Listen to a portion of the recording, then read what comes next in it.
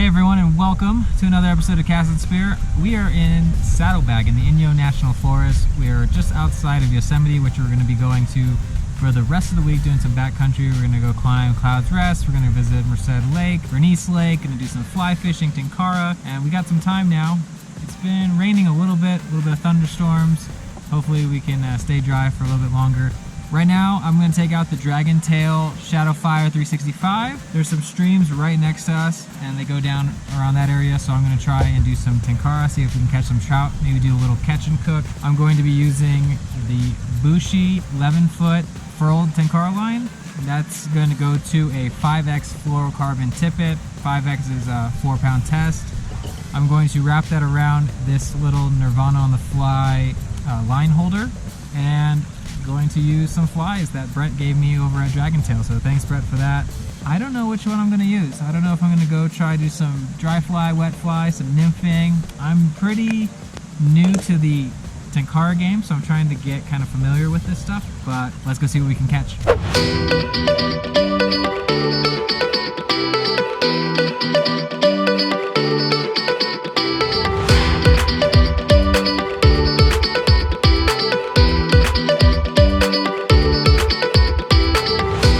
So the Shadowfire 365 comes in this nice little packing tube. This is going to be handy when we're going backcountry hiking so it doesn't damage the rod.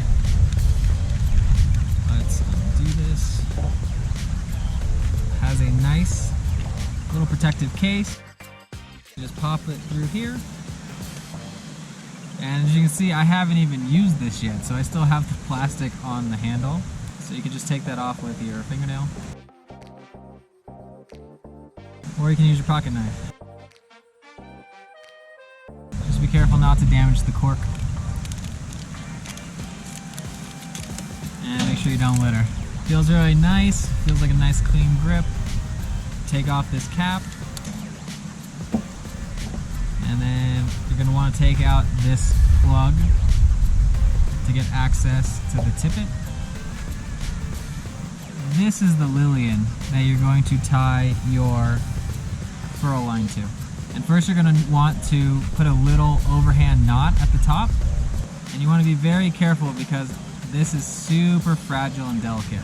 So a way to do this to be very careful and not break anything is to put the Lillian just inside and put down this tip. Just like that. So now if you pull the Lillian tight, you're not going to damage the tippet at all. So just put a little overhand knot on this guy. Man, the mosquitoes out here are crazy. I've been bit so many damn times, even when it's raining. Get away from me. From the tippet, you'll see that you have the Lillian, and what you want to do right there, it's hard to kind of see it, but you just want to do a simple overhand knot right at the tip, and then pull that very snug as far as you can towards the tip, so that you can then have your line attached to it. Once you tie off the Lillian with an overhand knot, put the cap back in just like this, and you're going to want to take out your line. So some of you guys can use a main line if you're a little bit more advanced, or you can use this furl line. I'm going to take it out. Be careful. On accident, gotten this thing really messed up and tangled, and it's a pain in the butt to try and undo. So when you take it out of the packaging, just be very cognizant. Try and look for the end, which has the loop, and pull that out just like this. Now you're going to be able to unravel it without causing any twists, binds, knots, and all that. Because this can get a little bit annoying to try and undo. So, before I finish doing all this stuff, I will hook this little loop end. Let me show you that real quick. This little loop to my Lillian. And the way to do that is to put your thumb and index finger through the loop, like this, and then put the other end in through here. So now you have the loop, and it's going to kind of like stick to your finger like this. Now instead of where my finger is, you want to put the Lillian above the knot, the overhand knot you just tied. So right here, watch out for the cap, like this. Put it up here, just like that. Pull and make sure it comes tight.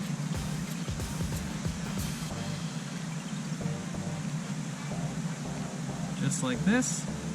So I hold with one hand the Lillian and the other hand the furl line, move it to the to the knot, pull tight, and now that you have the cap in here, it means you can pull tight without breaking the tippet. So see how I'm pulling? I'm pulling pretty hard, boom. So now you're attached. This is pretty much it. Now you just want to unravel this, load it on this guy. We're gonna put the tippet at the end of this guy, and then we're set. Now that we have the furled line attached to our Tenkara rod, we're gonna want to put on tippet and then hook it to the fly. Tippet is going to be generally fluorocarbon. This is 5X, so it's 4-pound test. You take out roughly between 12 inches, 18 inches, as much as you feel like you need. Since my furled line is 11 feet and my Tenkara rod is 12 feet, I'm gonna do about 18 inches just so it's a little bit longer. But you know, you can take out a ruler and try and measure it. I'm gonna do just about an eyeball. So this is about 18 right here. Give yourself just a little bit more so you can tie your knots. Take your tweezers, your knife, whatever you want, and you can set that aside. And then for your furled line, it's hard to see, but you have this little ring, this little washer that this line is tied to. Take your tippet and put it through that ring and then secure it with a knot. I like improved clinch knots. Feel free to use any knot that you're comfortable with. Remember that a knot that you're able to tie really well is going to be better than a shitty knot, so don't. Make sure you do it the right way. For an improved clinch, I like to wrap it around roughly about 5 to 7 times, and then I stick it through the hole just like that. So if I cinched it down now, it would just be a clinch knot, but what you want to do is go back through one more time, just like this, wet it, pull both, and boom, we are secure. And remember, this is very light line tippet, so you know, be very careful not to break it with your strength of your arms. Clean up the end, tag in, make sure you dispose of it the proper way. Now that that's tight, we're gonna go to the other end and pick a fly. For fly choices, we have a bunch. I think I'm going to go with this Big Daddy barbless fly, just like this.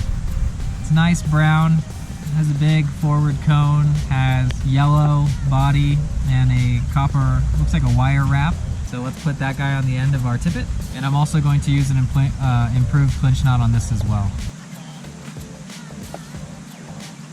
It is raining, it is raining.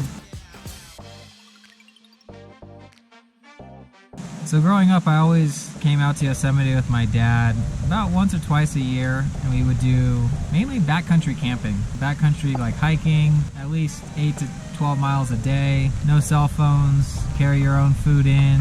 I think that's what made me very chill as a person, just because I had a lot of time away from technology, you know, used technology a lot back at home.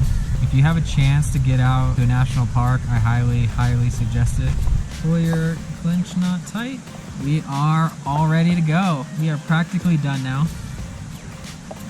So I have hooked my fly in this little area right here on my holder. If you have a holder, I really recommend one. You can use anything, probably some piece of cork with a hole in it so you can wrap it around. I recommend this guy. Dragontail also has another one that kind of wraps it around the side, which is really nice. All right, right before you want to go fishing, you want to make sure that you wrap your fly, tippet, and furl line around your holder, and then weave a little bit of line here, put it right through, and now you're able to walk from spot to spot, and you don't have to, you know, set up and take down. Now you can just pull this off, unravel, and start casting. Super simple. That's the nice part about having this, especially when you're in like the backcountry and you want to go from spot to spot to see where the fish are at. Now let's go try and catch some fish.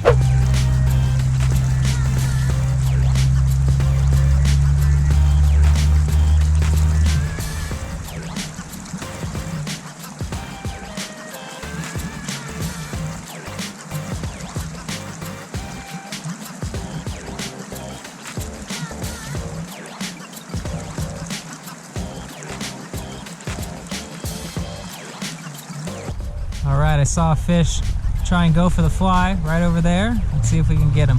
I'm just letting the line and the fly kind of just go with the current, and then just doing little pulses on the surface and then letting it go downstream a bit and then coming back up, kind of just walking it up. There's no real need to do much crazy casting here. And I think there's like a shallow zone where the current is faster on the side closest to me, and then it has like a little pool. So I think That's where all the fish are kind of just chilling right there. So let's see if we can get it. These mosquitoes though are another level. I'm gonna be bit up. Come on, friend, get off me, mosquitoes, get off me. So the nice thing about the Tenkara rod is you can really just move your pole, move your rod up river and then let it kind of just trickle down. Depending on how fast the current is, you really don't have to do much. You kind of just got to get the fly right to where the fish is, and they usually just bite it. So it's a very simple way of fishing, very peaceful. The trout in this stream are pretty small. So it's nothing that I think I'll be able to cook up, but that's okay. It's about refining and practicing my Tenkara game because I'm pretty new at it. Now I'm trying a little bit bigger jumps to see if that gets them to bite. I feel like it's all about testing. I mean, there's a lot of technique you can read about, but action comes from testing, or insights come from action and action. A roll cast is when you just take your line and your rod and just kind of fold it over. That was a pretty bad one for sure, but you know, if you can get the timing just right, you can get the fly to land clean away from your furled line. So the hardest part is I get bit, but it's hard to hook set. So I'm trying to figure out when's the right time to pull up, because it usually just comes right out of their mouth, and there's a pretty good sized trout right here. He keeps going for it. How do I get the hook set? Oh, he jumped out! He jumped out! Come on! Give me something. Give me something. There it is, come on! Oh my gosh. You're going for it. Why can't you bite it? All right, fish on, fish on. We got a little guy. One of the first little baby trouts on the Tenkara. Yay, look at that guy. Beautiful. Tiny little guy. We got ourselves. All right, friend.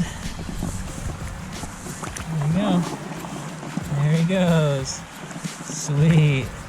Tenkara, super simple, but very peaceful and enjoyable. I'm excited. I was having no luck earlier, but it was a little cute guy, a cute little trout. Let's see if we can catch a bigger one. Hey guys, well that does it for this episode. Thank you for coming out with me in nature to some of my old stomping grounds. This is actually the first part of a multi-part series of me taking you guys to the backcountry of Yosemite. We're going to catch a lot more fish in future videos. And if you could do me a huge favor, please hit that like button. It really helps me a lot, stay motivated, and if you could subscribe, I'll definitely give you more content like this in the future. And let me know in the comments below what you think about Tenkara. Do you like it? Do you have one? Do you want one?